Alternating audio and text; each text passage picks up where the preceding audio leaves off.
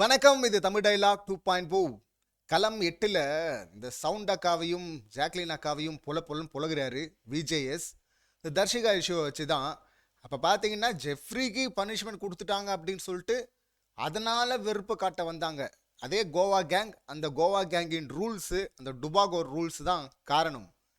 ஏன்னா இவங்க அங்கே வந்து அன்ஷிதாவை டார்கெட் பண்ணி அவங்க ஜெஃப்ரிக்கு வந்து தண்டனை கொடுத்தா, இப்போ அன்ஷிதா ரியாக்ட் பண்ணுறதுக்கு முன்னாடி போயிட்டு இவங்க ரியாக்ட் பண்ணுறாங்க இந்த ரெண்டு பேரும்.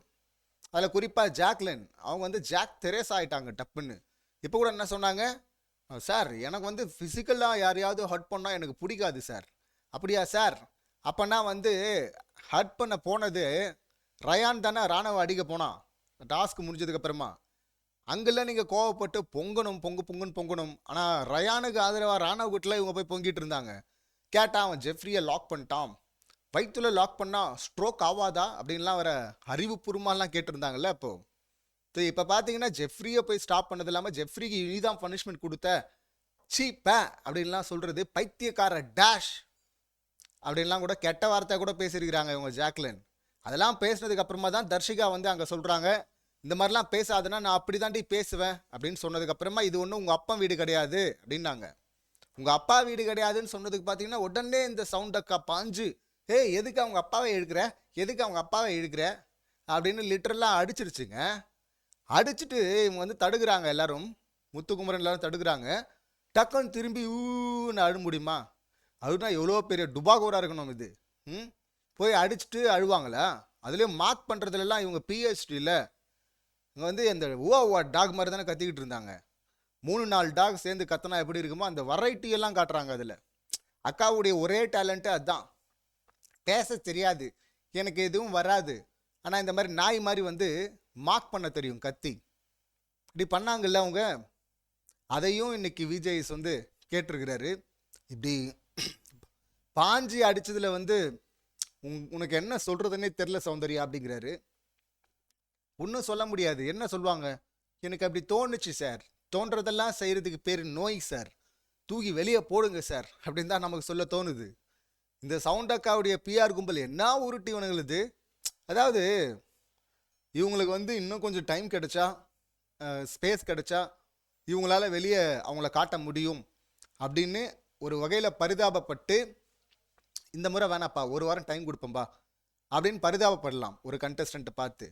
அதை விட்டுட்டு பரிதாபப்பட்டு யாருக்காவது கப்பை கொடுக்க முடியுமா? டைட்டில் வேணுமாங்க அவங்களுக்கு.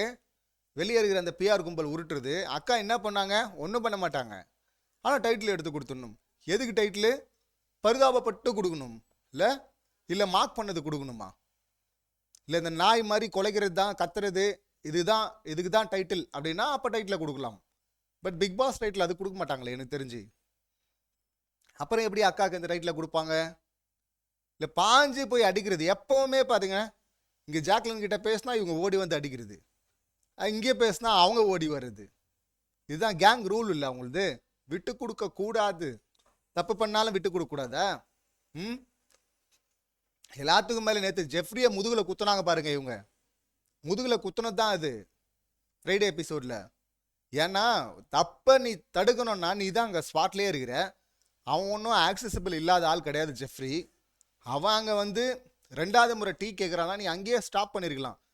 ஏற்கனவே உன் ஷேர் குடிச்சிட்ட, இப்போ நீ குடிக்கணும்னா குடிச்சிட்டு அப்போ ஈவினிங் உனக்கு கட்டுட்டா அப்படின்னு சொல்லியிருந்தா முடிஞ்சு போச்சு. அந்த தப்பு நடந்திருக்காது. அவங்க அங்கேயே இருப்பாங்களாம், அந்த தப்பு நடக்கிறதுக்கு ஹெல்ப்பும் பண்ணுவாங்களாம். பண்ணிவிட்டு அதுக்கப்புறமா வந்து சபையில் வச்சு என் ஃப்ரெண்டாக இருந்தாலும் நான் உண்மையாக இருக்கிற பற்றியா அப்படின்னு உருட்டுவாங்களாம். இது துரோகம் தானே, முதுகில் குத்துறது தானே இது. நீ அங்கே ஸ்பாட்டில் இல்லாமல் தெரிஞ்சுட்டு அதுக்கப்புறமா இதை வந்து சொல்லியிருந்தாங்கன்னா அது வேற. ஓகேப்பா, சௌந்தர்யாவுக்கு தெரிஞ்சிருச்சு, அவங்க ஜெனுவனாக இருக்கிறாங்கப்பான்னு சொல்லலாம். அந்த தப்பு நடக்கும்போது ஃபஸ்ட் டைம் டீ குடிக்கும்போது அவங்க தான் இருக்கிறாங்க, செகண்ட் டைம் குடிக்கும்போதும் இருக்கிறாங்க. அதுக்கப்புறம் போட்டு கொடுக்குறாங்க வந்து சபையில், கேப்டனா நீ பண்ணது தப்பு, என் ஃப்ரெண்டாக இருந்தாலும் நான் கேட்பேன் அப்படின்னு சொல்லிட்டு. அது துரோகம் தானே, முதுகில் குத்துறது தானே அது. நம்ம ரொம்ப முன்னாடியே சொல்லிட்டு இருந்தோம், இந்த பீஸை நம்பி போயிட்டு இருக்கிறான், ஒன்று காஜி அப்படின்னு சொல்லிட்டு அந்த பட்ட பேரோட வெளியே வர போகிறான், இல்லைனா வந்து முதுகில் குத்தி தூக்கி போட்டு போயிட்டே இருப்பாங்கடா அப்படின்னு. அவனும் ஃப்ரைடே எபிசோடில் இதை சொல்லிட்டு இருந்தான். இந்த மாதிரி கேஸ்லாம் நான் நிறைய பார்த்துட்டேன். கேஸுன்னு சொன்னான், கேஸுன்னா வேறு எதுவும் நினச்சிக்காதீங்க. இந்த மாதிரி கேஸ்லாம் நிறைய பார்த்துட்டேன், இதெல்லாம் டீ கேஸ் அவ்வளோதான், சும்மா பேசணும், அவங்க பேசுகிறாங்க பேசுகிறோம் அவ்வளோதான் அப்படின்னு சொல்லிட்டு அவன் முன்னாடியே சொல்லிட்டான். அவன் அதெல்லாம் வரல எபிசோடில். அப்போது அந்த தெளிவு இருந்தால் அவன் தப்பிச்சிருவான் முதுகில் குத்து வாங்காமல். அவன் பண்ணுறது தப்பு தான், அந்த கேங் பண்ணுறது தப்பு தான். ஆனால் அவன் தப்பில் கூடவே இருந்துட்டு தப்பு பண்ண விட்டு அதுக்கப்புறமா வந்து இது தப்புன்னு சபையில் போட்டு உடச்சி நீ நல்ல பேர் வாங்குறது, அது என்ன மாதிரியான ஃப்ரெண்ட்ஷிப்? அது ஃப்ரெண்ட்ஷிப்பாக முதல்ல? ஸோ அதுக்கும் சேர்த்து புலகணும். இந்த மார்க்கிங் சும்மா இயல்பாக வருது இல்லை, இந்த மார்க்கிங் எந்த ரூலுமே இவங்களுக்கு கிடையாது. டாட்ஸ் லிட்டில் பிரின்சஸ் மாதிரி இவங்க இருப்பாங்களாம். கேட்டால் க்யூட்டு. எதுக்கு க்யூட்டு? இந்த கண்டஸ்டன்ட் பண்ணும்போது மட்டும் எப்படி க்யூட்டாக தெரியுது? முட்டாள்தனமாக கேவலமாக பண்ணுறதெல்லாம் க்யூட்டா? அதெல்லாம் எப்போதுலேருந்து க்யூட்டாக மாற்றினாங்க? முதல் 3 வாரத்தில் பரிதாபப்பட்டு இவங்களுக்கு சரிப்பா இருந்துட்டு போட்டோம்பா அப்படின்னு சொல்லிட்டு பரிதாபப்பட்டாங்க பாருங்கள் சில பேர். இப்போ அதே சுச்சுவேஷனில் இன்னொரு கண்டஸ்டன்ட் இருக்கும்போது இவங்களுக்கு அவன் மேலே பரிதாபம் வந்திருக்கணும், ராணுவம் மேலே. ஆனால் அப்படி வராமல் எப்படி ட்ரீட் பண்ணுறாங்க பாருங்கள் அவனை. அப்படி ட்ரீட் பண்ணுறதுல தெரியுது இல்லை, இந்த கேஸுக்கெல்லாம் வந்து நம்ம வந்து பரிதாபமே பற்றக்கூடாதுடா இந்த கேரக்டருக்கெல்லாம் அப்படின்னு. நிச்சயமாக படக்கூடாதுல்ல, அதுக்கான தகுதியான ஆள் கிடையாதுன்னு ப்ரூவ் பண்ணிட்டாங்கல்ல.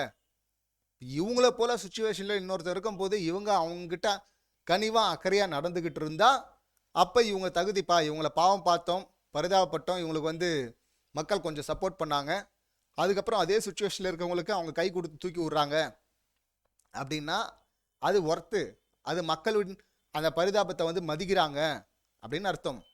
ஆனால் இவங்க அவன் முட்டா பையன், சுய புத்தி இல்லாதவன், கொஞ்சம் கூட மூளை இல்லாதவன், அவனுக்கெல்லாம் ஏன் ஹெல்ப் பண்ணுறீங்க அப்படின்லாம் கேட்ட பீஸு. இதில் நான் ஆரம்பத்துலேருந்தே இப்படி தான் இருக்கிறேன் அப்படின்னு சொல்லிட்டு பொய்யா வேறு அடிச்சு விடுது. ஆரம்பத்துலேருந்து இப்படியா இருந்த? உலகத்துக்கே தெரியும் முதல் 3 வாரம் நீ நடித்த அந்த நடிப்பெல்லாம் என்னை ஒதுக்குறாங்க அப்படின்னு சொல்லிட்டு அந்த ஜெஃப்ரியை கூப்பிட்டு வச்சுக்கிட்டு தலைகாணியில் மூடிட்டு மூஞ்ச அழுது ஒதுக்குறாங்கன்னு சீன் போட்டுது. அதை நம்பி அவன்லாம் ஐயோ அநியாயம் நடக்குது. அதில் குறிப்பாக ஜாக்லினை தான் அவன் குறை சொல்லிட்டு இருந்தான். இப்போ பார்த்தீங்கன்னா இது ரெண்டும் சேர்ந்துக்கிட்டு மற்றவங்க எல்லாரும் ரவுடித்தனம் பண்ணுறாங்க. லிட்ரலி ரவுடித்தனம் தானே அது. மார்க்கிங் மட்டும்தான் இயல்பாக வருது. இங்கே வந்து கேமுக்காக கான்ட்ரிபியூட் பண்ணால் முடியாது. யாராவது நல்ல பாயிண்ட்டை முன்னாடியே சொன்னாங்கன்னா அதை எடுத்துக்கிட்டு வந்து சத்தமாக இவங்க எல்லோரும் முன்னாடியே சொல்லுவாங்களாம். எனக்கு முன்னாடியே சொல்லியிருக்கலாம்ல, நான் வந்து நடுவில் நின்று சொல்லியிருப்பேன்ல, ஸ்ட்ராங்காக சொல்லியிருப்பில்லன்றாங்க. அதுக்கு நீ சொந்தமாக யோசிக்கணும்ல. சொந்தமாக யோசிக்கல, அறிவு இல்லை யோசிக்கிறதுக்கு, அந்த தகுதி திறமை எதுவுமே இல்லை. ஆனால் இன்னொருத்தருடைய உழைப்பை இல்லை திறமையை திருடி சொல்லி உங்களது மாதிரி நீங்கள் பாராட்ட வாங்கின்னு போயிடணும். அப்படி தான் கப்பையும் வாங்கினேன்னு கனவு கண்டுருக்குறாங்க இந்த பிஆர் கும்பலும். நடக்காது ராஜா, நடக்காது. இன்றைக்கும் சிறப்பான சம்பவம். குறிப்பாக அந்த ஊவா டாக் அந்த மேட்ரு அவர் கேட்கும்போது என்ன மாதிரி, என்ன டாக் மாதிரி ரியாக்ட் பண்ணுறாங்க இல்லை கத்துறாங்க அப்படின்னு சொல்லி பார்க்குறதுக்கு நான் ரொம்ப அவளை காத்துட்ருக்குறேன். அப்படியே இந்த அக்காக்கும் அடி இருக்குது இல்லை ஹெவியாக, நேற்று விழுந்தது அடி ஜாக் தெரேசா அக்காவுக்கு. இனிமேல் தெரேசா அப்படிங்கிற அந்த பேரை வந்து கனவுல கூட நினச்சி பார்த்துக்கூடாது. அந்த அளவுக்கு இனி ட்ராமா பண்ணுறதுக்கு அந்த மாதிரி தானே ட்ராமா பண்ண வராங்க இவங்க. இனி ட்ராமாவை வந்து கனவுல கூட நினச்சி பார்க்கக்கூடாது. அந்த மாதிரி குத்து உழுப்போது உழுந்திருக்கு அப்படின்னு தான் கேள்விப்படுறோம். ஸோ இன்றைக்கி எபிசோட் பார்க்குறதுக்கு ரொம்ப ஆவலாக காத்துட்ருக்குறோம். இந்த சம்பவங்களை நீங்கள் எப்படி பார்க்குறீங்க, உங்கள் கருத்து என்ன அப்படிங்கிறது கமெண்ட் பண்ணுங்கள். மீண்டும் அடுத்த வீடியோவில் சந்திக்கலாம். நன்றி, வணக்கம்.